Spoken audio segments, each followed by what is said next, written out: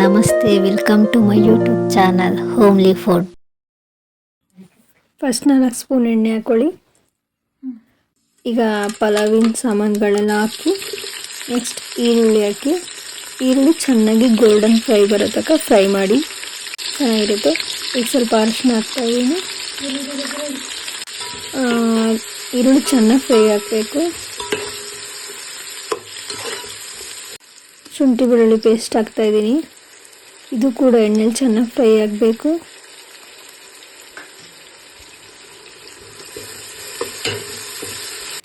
ಎರಡು ಟೊಮೆಟೊ ಹಣ್ಣು ಹಾಕ್ತಾಯಿದ್ದೀನಿ. ಇದು ಕೂಡ ಚೆನ್ನಾಗಿ ಫ್ರೈ ಆಗಲಿ. ಸ್ವಲ್ಪ ಸಾಲ್ಟ್ ಹಾಕ್ತಾಯಿದ್ದೀನಿ. ನಾನು ಚಿಕನ್ನು ಫಸ್ಟೇ ಮ್ಯಾರಿನೇಟ್ ಮಾಡಿದ್ದೆ, ಚಿಕನ್ ಬಿರಿಯಾನಿ ಪೌಡ್ರ್ ಹಾಕಿ.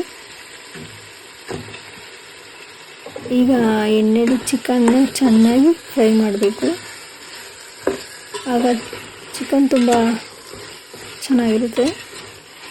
ಈಗ 1 ಸ್ಪೂನ್ ಮೆಣಸಿನ ಪೌಡ್ರ್ ಹಾಕ್ತಾಯಿದ್ದೀನಿ.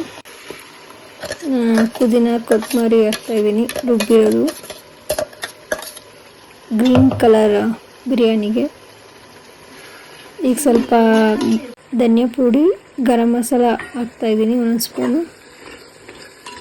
ಚೆನ್ನಾಗಿ ಎಣ್ಣೆಯಲ್ಲಿ ಫ್ರೈ ಆಗಬೇಕು ಚಿಕನಿಗೆ. ಮೊಸರು ಹಾಕ್ತಾಯಿದ್ದೀನಿ ಚಿಕನ್ ಫುಲ್ ಸಾಫ್ಟ್ ಬರೋಕ್ಕೆ.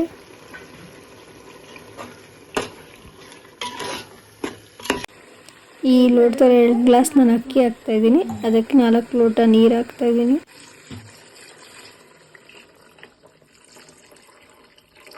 ಒಂದು ನಿಂಬೆಹಣ್ಣು ಹಾಕ್ತಾಯಿದ್ದೀನಿ ಅರ್ಧ. ನೀರು ಕುದಿಯೋ ಟೈಮಲ್ಲಿ ನೆನೆಸಿರೋ ಅಕ್ಕಿ ಹಾಕ್ತಾಯಿದ್ದೀನಿ. ಈ ಹಂತದಲ್ಲಿ ನಾನು ದಮ್ ಕಟ್ತೀನಿ. ಒಂದು 20 ನಿಮಿಷ ಬಿಟ್ಟರೆ, ಅಂದರೆ ಮೀಡಿಯಮ್ ಉರಿ ಅಲ್ಲ, ಸ್ಲೋ ಉರಿಲಿ ಬಿಟ್ಟರೆ 20 ನಿಮಿಷ ಬಿರಿಯಾನಿ ಚೆನ್ನಾಗಿ ಕ್ಲೀನಾಗಿ ಕುಕ್ ಆಗುತ್ತೆ.